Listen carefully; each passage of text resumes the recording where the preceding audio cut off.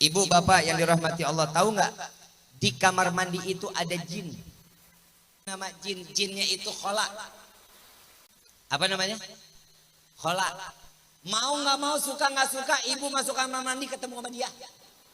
Ada orang yang betah di kamar mandi lama luar biasa, dia lagi didudukin sama khola. Tuh, hati-hati. Makanya kalau ada anak di dalam kamar mandi lama, gedor biar kholanya kaget, copot. Betul. Biar jadi kagak kelamaan di kamar mandi. Nggak boleh lama-lama di kamar mandi, nggak boleh. Nabi mengatakan orang yang berlama-lama di kamar mandi siap-siap, jika dia terkena sesuatunya pasti tidak akan ada penyembuhan. Lihat orang yang jatuh di kamar mandi susah nggak bangun lagi. Temu sama si khola, adanya di mana?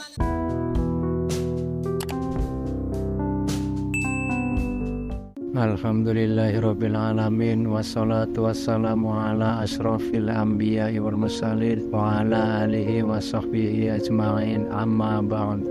Assalamualaikum warahmatullahi wabarakatuh. Halo sahabat YouTube, kembali lagi di channel Titik Ilmu. Semoga kajian yang beliau sampaikan kali ini bisa kita fahami dan bisa bermanfaat bagi kita semua. Baiklah, untuk lebih jelasnya silakan simak videonya. Bismillahirrahmanirrahim. Assalamualaikum warahmatullahi wabarakatuh.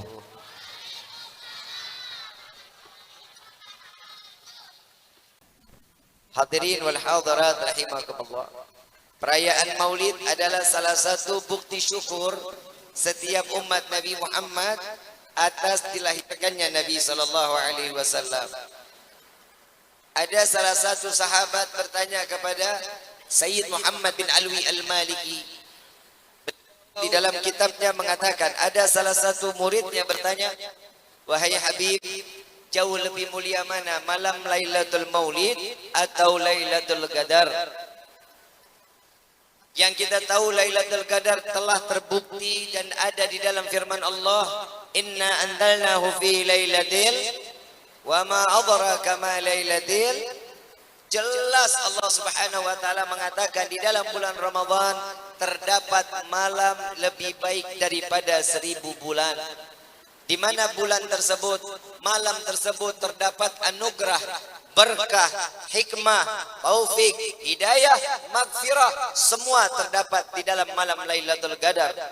Namun Sayyid Muhammad bin Alwi Al-Maliki mengatakan, wallahi, beliau menjawab dengan mengatakan sumpah, menyampaikan sumpah kepada Allah, wallahi Lailatul Qadar dan Lailatul Maulid jauh lebih mulia Lailatul Maulid.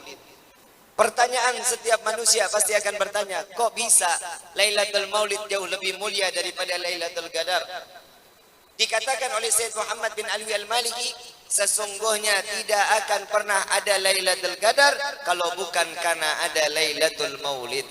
Tidak akan ada Idul Fitri, tidak akan ada Idul Adha, tidak akan ada Muharram, tidak akan ada Isra wal Mi'raj jika kalau bukan malam tersebut dilahirnya seorang manusia yang dimuliakan oleh Zat yang Maha Mulia. Sallu ala Nabi Muhammad.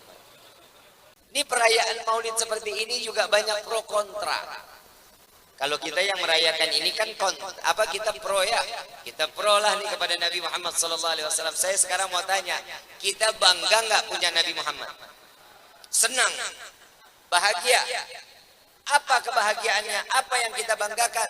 Jawabannya cuma satu, alhamdulillah Bib, mati kita mendapatkan syafaat Nabi Muhammad sallallahu alaihi wasallam. Hadisnya apa? Yang setiap umat mendapatkan syafaat, hadis Nabi sallallahu alaihi wasallam. Barang siapa yang berziarah ke makamku Madinah, orang tersebut wajib mendapatkan syafaatku di yaumil qiyamah. Amin. Amin. Yang kurang rezeki, insyaallah dibanyakin rezekinya. Buat apa? Buat beribadah kepada Allah, bisa melaksanakan haji, bisa melaksanakan umrah, bisa berziarah ke makam Nabi Muhammad sallallahu alaihi wasallam. Amin ya rabbal. Habib teboga duit, nggak punya duit, bagaimana caranya? Itu kan kita makan waktu panjang, duitnya banyak. Nabi juga ada hadisnya lagi, orang yang membaca doa setelah azan Doa setelah azan hafal nggak? Hafal nggak? Allahumma rabb hadhihi da'wati tammah wa salatil wasilata wal fadilah aliyat ar-rafi'ah wa badhu maqaman mahmudan alladhi wa'adta innaka la tukhliful. Apa kata Nabi sallallahu alaihi wasallam? Orang yang membaca doa setelah azan wajib akan mendapatkan syafaatku di yaumil qiyamah. Gampang kan dapat syafaat? Nah, tapi setiap azan kita baca nggak nih doanya nih? Kadang ada yang lalai, kadang lagi ada yang kesibukan dunia. Makanya hanya orang-orang yang dipilih saat azan selesai dia membaca doa. Kenapa? Karena orang tersebutlah yang dipilih oleh Allah Subhanahu wa taala untuk mendapatkan syafaat. Di luar sana juga banyak yang mengatakan, untuk apa memuliakan Nabi? Untuk apa merayakan Maulid? Untuk apa mengagungkan Nabi? Toh manusia juga Nabi. Sekarang kalau Nabi dikata manusia, betul, ada firman-Nya, laqad ja'akum rasulun min anfusikum azizun 'alaihi ma 'anittum harisun 'alaikum bil mu'minina raufur. Ada firman-Nya, akan datang kepada kalian seorang manusia golongan sama dengan kita, namun beliau memiliki kasih sayang yang besar, dan beban daripada umatnya dipikul oleh nabinya, oleh Rasul sallallahu alaihi wasallam sampai yaumil qiyamah. Beban umatnya dipikul oleh Nabi. Kehidupan kita, beban hidup aja kita udah sulit, apalagi situasi corona seperti ini. Saya mau tanya, kemarin belum lama kan PSBB ya, lockdown, betul? Gak boleh kerja, gak boleh keluar rumah, betul? Makan masih enggak? Enggak di lockdown, enggak? Makan masih ya? Kirain orang sini lockdown juga makannya. 4 bulan libur makan. Kerja enggak boleh. Ada satu wabah yang kita takutin. Sebenarnya kalau kita takut sama corona sih bahaya juga. Bisa di golongan orang-orang kafir kita. Saya mau tanya, sama corona takut kemarin? Ah, bohong. Buktinya pakai masker tuh.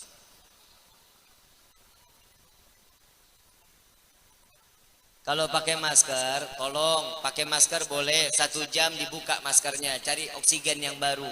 Jangan 1 jam terus menerus dipakai. Kenapa? Yang kita hirup itu racun. Kalau orang yang hidungnya mancung kayak saya aman, Pak. Aman. Orang pakai masker rongganya masih, oksigen masih keluar. Kalau orang-orang pesek kan kesian. Udah pesek, pakai masker, diikat pula dari belakang, hidung makin melesat. Begitu dibuka muka biru, kan nggak lucu juga. Ya boleh pakai masker, tapi 1 jam dibuka. Kenapa? Karena itu sudah tidak steril dan tidak baik. Ingat nggak dulu ada yang mengatakan orang yang pakai cadar itu teroris? Ingat nggak Pak? Di berita loh, seorang MTQ Hafizul Quran, dia qiraatul Quran, dia menjadi salah satu peserta MTQ. Begitu ngelihat pesertanya pakai cadar, disuruh buka cadarnya. Ingat ya? Karena ketentuan panitia bercadar itu nggak boleh. Beliau dengan terhormat menjaga syariat, menjaga apa yang dikatakan oleh Nabi Sallallahu Alaihi Wasallam. Beliau gugurin, nggak apa-apa, didiskualifikasi di dunia, tapi menang di akhirat. Alhamdulillah. Begitu ngomong yang pakai cadar teroris, nggak bagus. Sekarang yang laki pakai cadar. Betul apa nggak? Pakai masker kemana-mana, betul? Ada untungnya nggak? Ada. Kenapa? Sesuatu syariat yang sudah ditentukan oleh Allah dan Nabi-Nya, itu pasti ada keuntungan untuk umat Nabi Muhammad SAW. Di luar sana yang mengatakan, buat apa kita memuliakan Nabi? Nabi manusia, kita manusia. Nabi makan, kita makan. Betul, Nabi manusia, tapi perbedaan cukup jauh. Mau tahu perbedaan kita dengan Nabi? Mau tahu? Sekarang saya mau tanya. Tadi saya udah sebut ya, Nabi memiliki waktu sama dengan kita 23 jam Nabi gunakan untuk ibadah. Kalau kita 23 jam untuk apa? Lalai kepada Allah. 1 jam kita pakai ibadah itu juga nggak khusyuk. Nabi 1 jam dipakai buat makan, mandi, duduk, ngobrol. Itu yang Nabi pakai 1 jam. Itu perbedaan pertama. Yang kedua, perbedaan kita dengan Nabi. Allah Subhanahu wa taala menurunkan wahyu kepada Nabi Muhammad sallallahu alaihi wasallam. Berarti Nabi Muhammad terima wahyu. Kalau kita punya anak namanya, betul. Kalau Nabi terima wahyu, kalau kita punya anak namanya, itu perbedaan kedua. Mau tahu lagi perbedaannya? Ini lebih ekstrim nih. Ini lebih ekstrim luar biasa perbedaan Nabi dengan kita. Satu waktu dalam hadis Siti Aisyah radhiyallahu anha warḍaha, Nabi menanyakan bejana di mana setiap Nabi kalau mau tidur ada bejana. Nabi kalau mau tidur itu pipis dulu. Ditaruh di bejana, ditaruh di bawah tempat tidurnya. Bangun pagi, Nabi langsung ngajar. Nabi nggak tahu, lupa. Nabi itu langsung ngajar, begitu balik, ngelihat bejana, udah nggak ada di bawah tempat tidurnya. Ditanya oleh Siti Aisyah, ya Aisyah, ngelihat nggak bejana yang di bawah tempat tidur? Nggak lihat ya Rasulullah. Coba ditanyakan ke Ummu Yusuf. Ummu Yusuf ini khadamah, pembantu perempuan Nabi Muhammad SAW.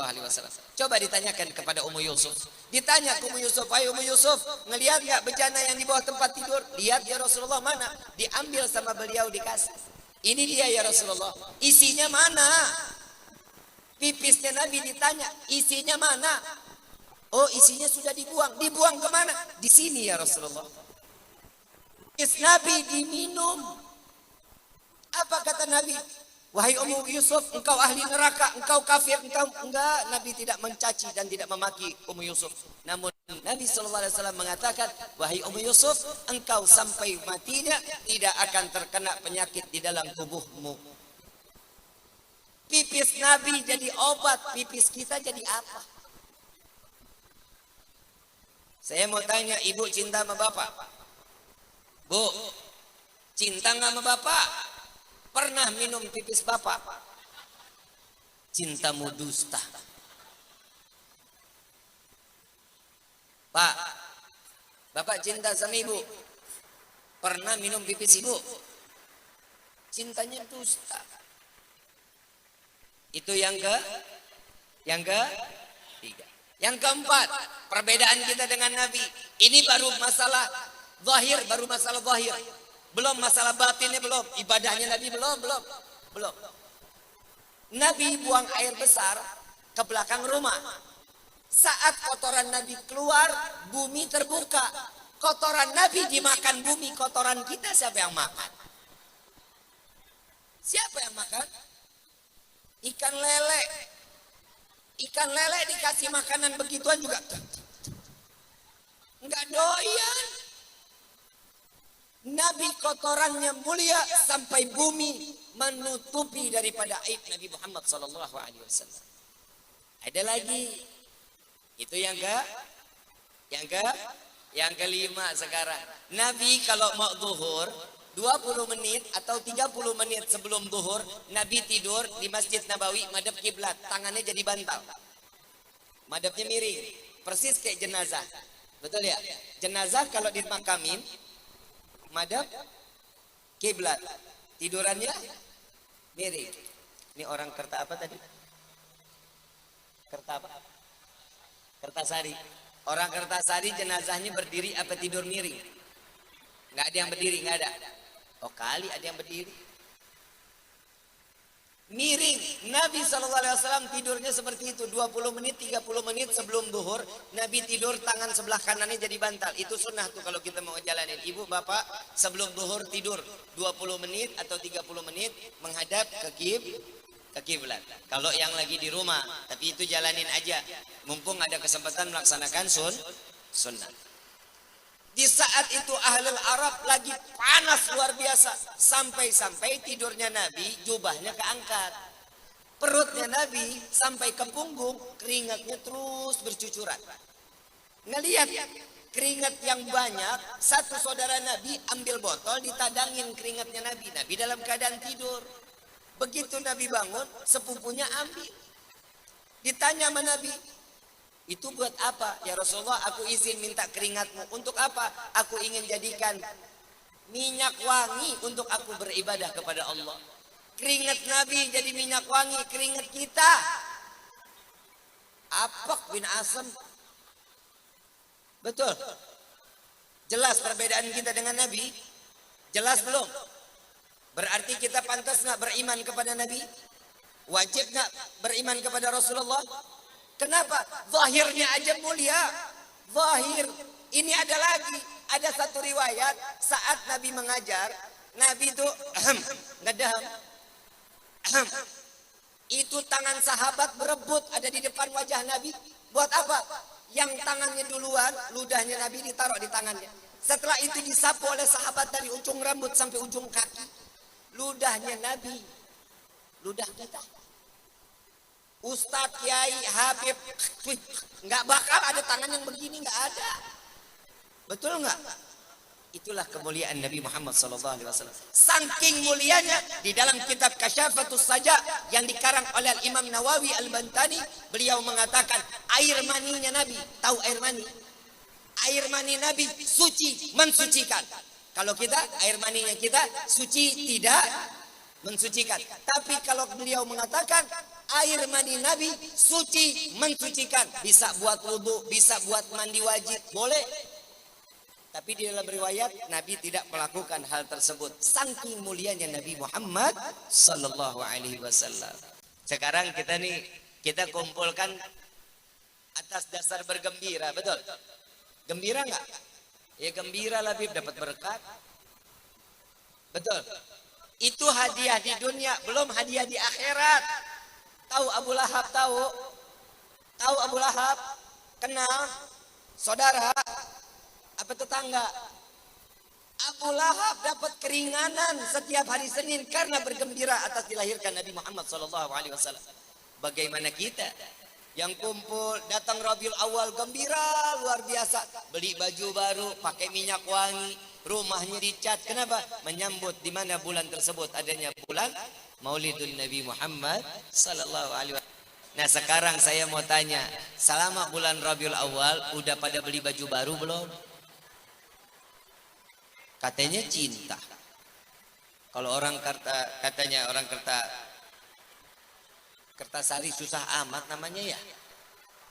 Desa Kertasari, kata orang Kertasari, love is blind. Ngerti gak lu? Love, ikutin ya. Love is blind. Tahu artinya? Lagi dari tadi udah love is blind. Cinta itu yang muda yang paham cinta itu buta. Nggak kenal mana namanya coklat, mana namanya kata cinta mah aman. Mau jauh jadi dekat. Betul. Yang pesek jadi mancung. Betul. Yang hitam jadi manis. Kata cinta. Cinta itu penuh dengan pengorbanan. Betul nggak? Anak muda. Anak muda. Kalau lo punya satu perempuan yang lo sukain, berkorban nggak? Berkorban nggak? Enggak. Emang melit lo. Itu yang ngomong jomblo sejati. Atau jomblo ngenes. Yang namanya cinta, bapak ingat nggak? Dulu bapak mau ngelamar ibu, ingat? Berkorban luar biasa cari rezeki yang halal, betul? Demi apa? Demi pujaan hati. Saat cinta itu sudah mengatakan semuanya kalah. Ada dalam satu syair Al-Imam Abdullah bin Ali Al-Haddad, qalu tasalla 'anil mahbubi qultu biman. Dan beliau mengatakan ada satu perkataan yang jika hal tersebut membuat kita lupa dengan segalanya. Fasyaribul hamri yafhu ba'da sakratihi. Orang yang meminum minuman khamar, setelah itu dia akan sadar daripada mabuknya. Dan dia melupakan apa yang telah terjadi. Tapi beliau mengatakan fasyaribul hubbi tulil umri sakranu. Orang yang namanya udah mabuk cinta sampai akhir hayatnya, dia akan mabuk terus menerus untuk mengejar cinta. Kalau kita dengar cerita Laila Majnun, ya Allah luar biasa. Laila Majnun ini, kenapa disebut Majnun? Udah gila ngelihat perempuannya Laila. Kenapa? Saat satu sahabat tanya, wahai Qais, namanya Qais, si Majnun ini namanya Qais. Qais, apa sih yang kamu lihat dari Laila? Laila ini bukan saudagar, bukan orang kaya, cantiknya enggak seberapa dalam cantiknya. Terus kenapa sampai begitu cintanya? Jangan mengatakan cantik. Sesungguhnya aku melihat sendal Laila aja sudah cintanya luar biasa, sandalnya doang. Ngelihat sendal jantung hati deg-degan. Sama ibu sama bapak dulu kalau mau nikah, ya Allah, waktu masih dekat ngelihat pagarnya udah deg-degan, ya Allah, rumah jantung hati nih. Betul ya? Betul nggak? Makanya kenapa rawat cinta itu? Bagaimana cara ngerawatnya? Nabi sudah ngajarin suami manggil istri panggilan sayang. Betul Pak? Nabi manggil istrinya siapa? Ya Humaira, yang pipinya kemerah-merahan.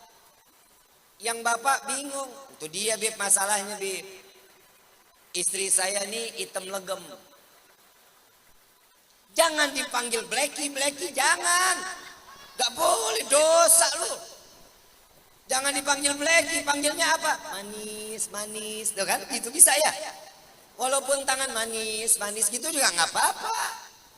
Yang penting perempuan itu mah dikata sayang, udah manis aja sudah. Bapak bisikin di kuping ibu, biarin orang lain bilang kamu hitam, buat aku kamu tidak hitam, kamu putih yang tertunda. Betul Bu?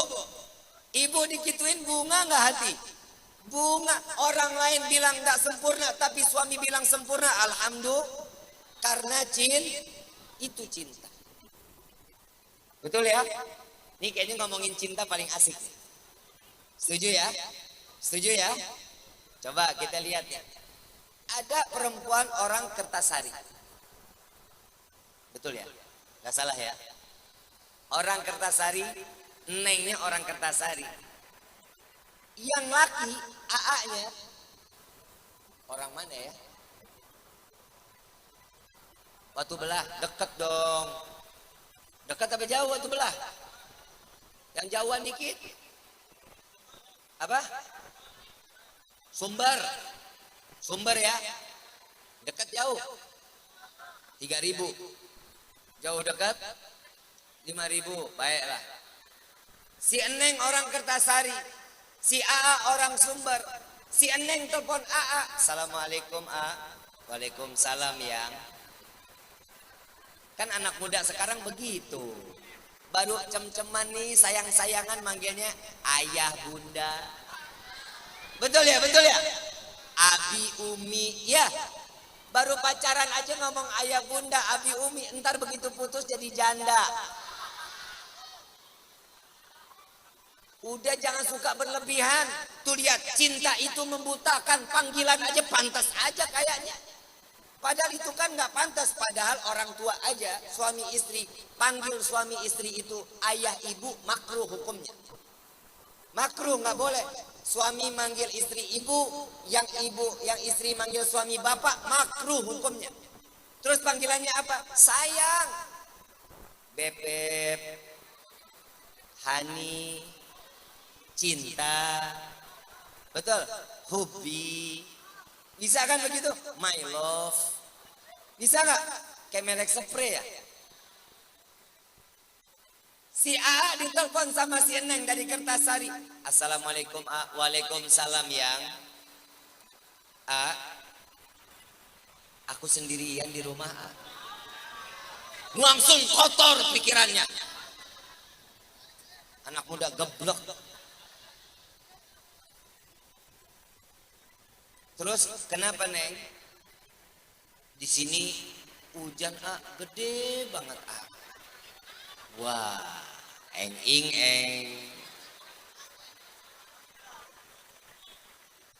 Terus ibu bapak kemana? Ibu bapak lagi keluar. Kesempetan dong nih. A, titip martabak dong A. Kira-kira dibeliin nggak? Si AA punya duit cuma 25.000, 25.000-nya. Dibeliin nggak kira-kira? Yang jual martabak yang dekat di mana? Pleret. Gimana? Pleret. Ya terserah sih, tangan-tangan gua.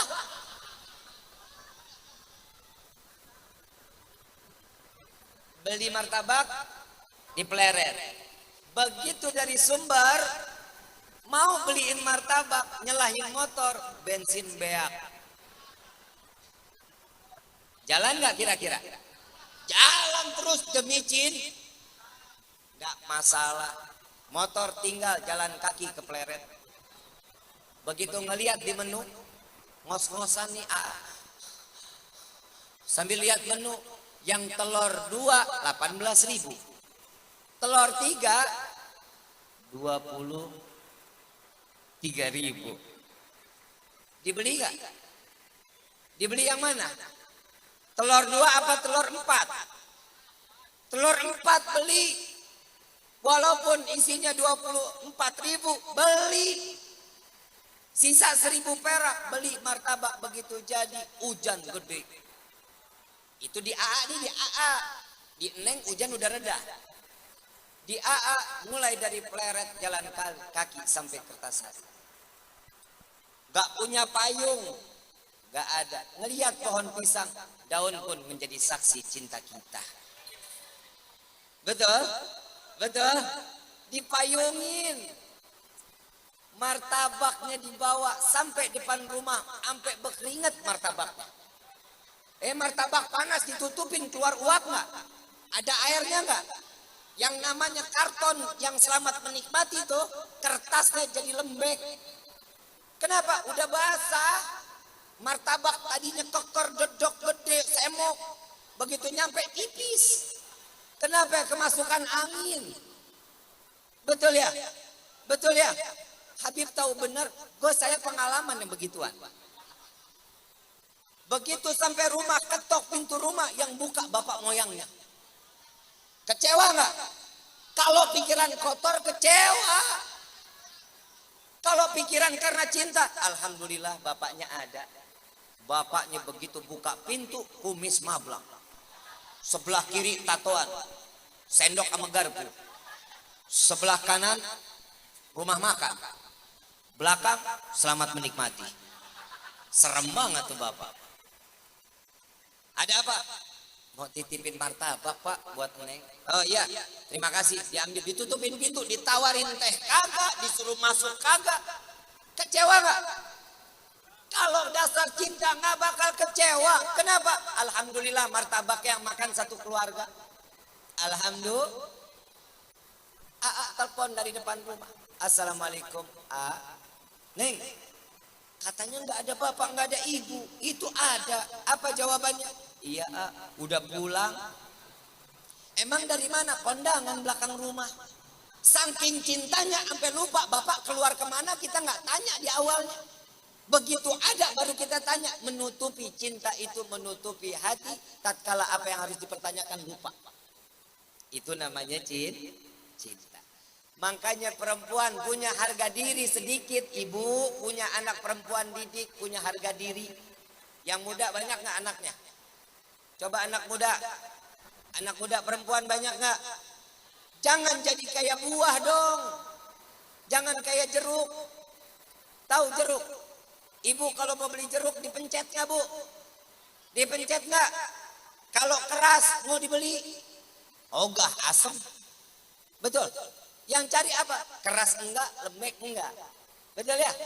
Oh ini sedang nih, seger nih. Itu baru dimasukin ke plastik.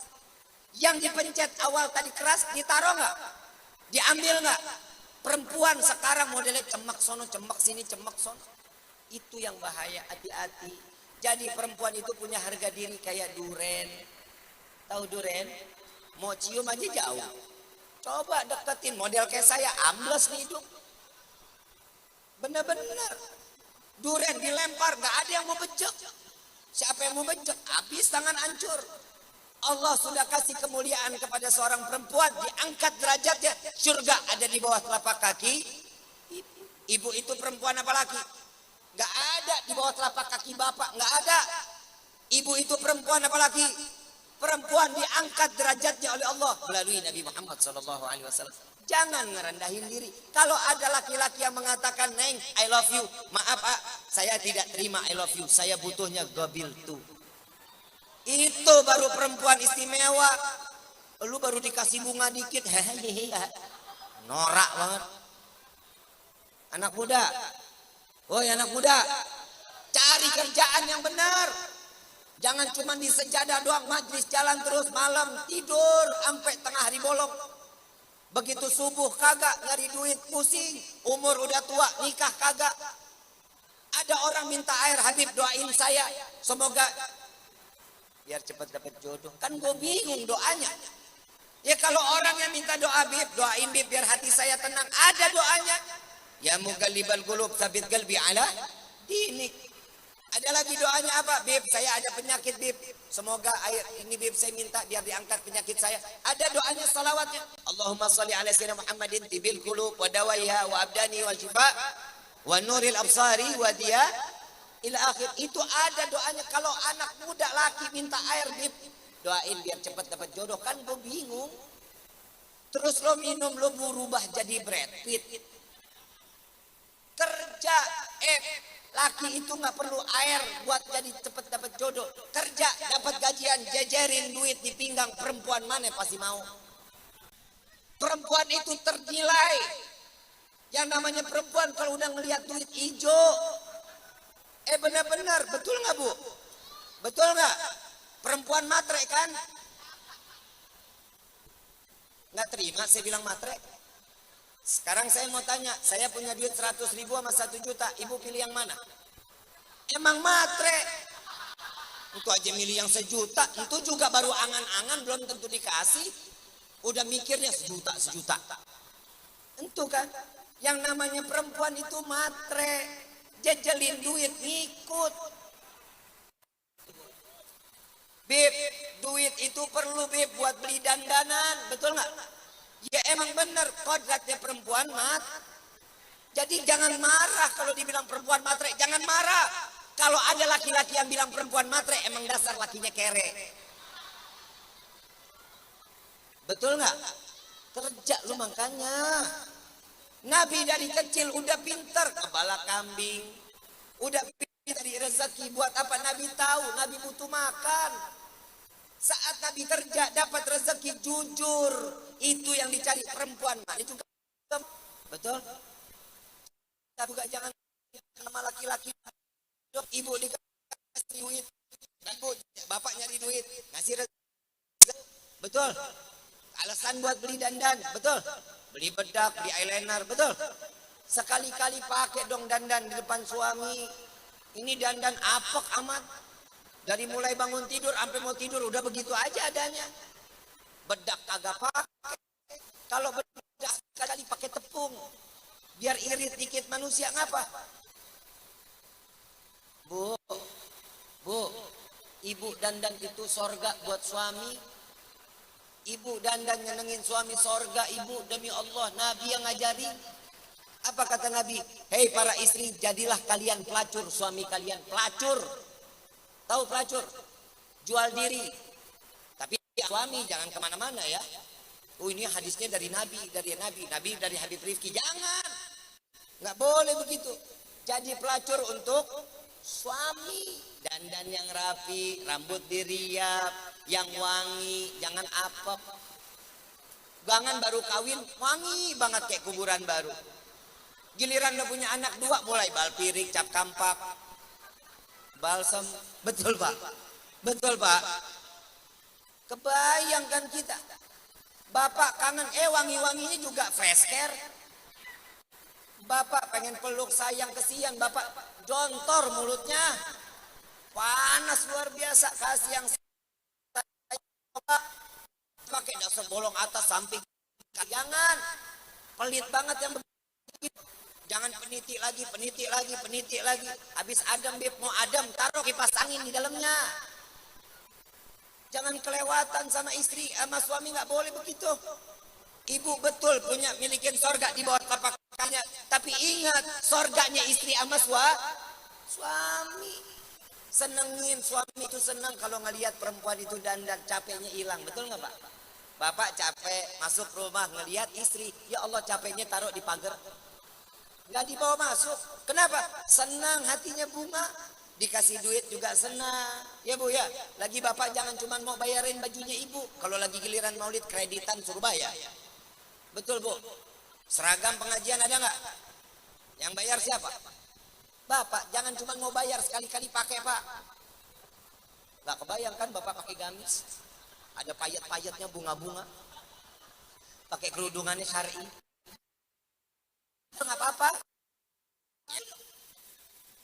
Ibu, kalau udah ngomongin cinta, semua cinta. Betul. Gak ada yang namanya istri masuk surga tanpa berkah dari suami. Gak ada. Sampai Nabi mengatakan, gak usah sholat sunnah, gak usah. Jalanin yang wajib aja. Yang perempuan, istri, jalanin yang wajib aja. Sholat 5 waktu, baca Al-Quran, zakat, pergi haji jika mampu. Selesai. Sunnah gak usah, sholat sunnah gak usah. Puasa sunnah nggak usah, sholat taubat nggak usah, tapi dengar apa kata suami, iya itu sorga buat istri. Itu tapi berat nih, berat sekali. Apalagi kalau ibu nggak nyelesain hajat suami, dosa luar biasa. Yang ayam pansi, yang tabok. Istri sekarang begitu galak-galak lu. Bener-bener Pak, yang perempuan tutup kupingnya, saya mau gegibah. Pak, perempuan sekarang luar biasa, berani-berani banget sama suami. Sekarang udah terbalik, istri yang soleh, suami soleha. Betul nggak? Semua diambil alih sama istri, luar biasa. Saya bingung, makannya singa kali ya. Pak, sering nggak dipelototin sama istri? Colok matanya. Takut amat. Ada suami bilang, Bib, saya mah bukan takut. Saya bukan takut sama istri, tapi saya menghargai karena dia adalah ibu anak-anak saya. Itu mah Sayyidina Umar, kalau lu emang cengi. Bu, ngomong keras aja nggak boleh sama suami. Bapak ini begini-begini, nggak boleh. Allah turunin malaikat dilaknat istri yang begitu. Jangankan begitu, istri turun dari tempat tidur nggak izin sama suami, dosa besar. Dosa besar. 7.000 malaikat diturunkan untuk melaknat istri tersebut sampai balik lagi ke depan kasur. Hati-hati tuh. Ibu tengah malam sering bangun dari tempat tidur nggak? Mau ngapain? Pipis kan? Izin sama suami. Kalau lagi tidur jangan dibangunin, Pak, saya mau kamar mandi, bisa perang dunia.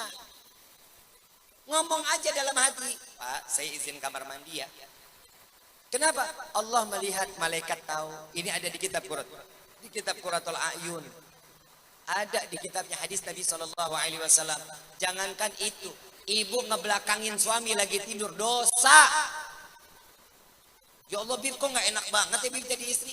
Nggak enaknya kalau orang yang nggak ngerjain, kalau yang ngikutin mah enak. Suami lagi celentang, walaupun dia lagi pulas, ibu belum pulas. Ibu mau madep ke kiri, orang ke kanan mulu kan capek. Kali-kali akhiri, begitu ke kiri izin. Pak, saya izin ke kiri dulu ya Pak. Lo mah ketawa dikasih syariat. Jalanin, insya Allah sakinah mawaddah warahmah. Mau nggak sakinah mawaddah warahmah? Ikutin apa kata suami, betul Pak? Tenang Pak, tenang, gue belain lo. Gue tahu lo laki-laki yang tertindas. Bu, hadis Nabi ini mau dengerin nggak?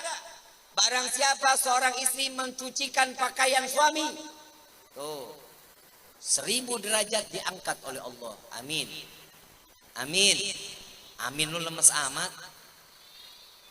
Nabi SAW mengatakan di dalam hadisnya, barang siapa seorang istri mencucikan pakaian suami akan diangkat 1000 derajat di hadapan Allah. Amin. Alhamdulillah. Ada lanjutannya, 2000 kebaikan diberikan oleh Allah, 2000 keburukan dihilangkan oleh Allah. Alhamdulillah. Masih ada lagi. Barang siapa saat istri tersebut lagi mencuci terkena paparan matahari, semua yang terkena paparan matahari akan beristighfar kepada Allah agar istri tersebut dosanya diampuni oleh Allah. Alhamdulillah. Nah ini yang bahayanya Pak. Makanya derajat istri itu jarang diangkat. Hampir nggak ada istri sama rumah tangga diangkat derajatnya. Kenapa? Yang diangkat derajatnya Changhong, LG, Samsung. Mesin cuci. Betul nggak? Ibu mesin cuci kan nyucinya nyemplungin ke mesin kan? Enggak. Benar. Yang enggak beruntung, makanya Samsung, LG, sama Changhong tiap tahun naik harganya. Diangkat derajatnya karena nyuciin baju bapak. Bu, yang punya mesin cuci kucek dulu sendiri biar jadi berkah buat hidup kita. Insya ibu bapak yang dirahmati oleh Allah. Nabi ngajarin kita sampai ke dalam kamar mandi ngajarin, jangankan bab pernikahan. Kamar mandi diajarin, masuk kamar mandi kaki jangan dua-duanya. Namanya loncat. Kalau masuk kamar mandi loncat, kalau kamar mandinya nggak licin, alhamdulillah. Kalau licin, modar sih ya. Betul. Masuk kaki sebelumnya baca doa Allahumma barik lana. Doa kamar mandi, masuk kamar mandi apa? Allahumma inni a'udzubika minal hubusi. Ibu bapak yang dirahmati Allah, tahu nggak di kamar mandi itu ada jin? Jin, tahu jin? Teman? Hah? Ada di kamar mandi itu nama jin. Jinnya itu khola. Apa namanya? Khola. Mau nggak mau, suka nggak suka, ibu masuk kamar mandi ketemu sama dia. Ketemu sama si khola. Adanya di mana? Samping kakus. WC sampingnya tuh di pojokan. Ntar malam masuk kamar mandi minta dianterin sama anak lo. Habib mah cari kerjaan aja nih. Masuk kamar mandi gak baca doa. Nah, khola punya peranan. Ibu bapak pipis, khola juga pipis. Tapi di atas kepala ibu sama bapak. Ibu sama bapak ya, ibu sama bapak juga di-eein. Tapi di atas kepalanya. Ada orang yang betah di kamar mandi lama luar biasa, dia lagi didudukin sama khola. Tuh, hati-hati.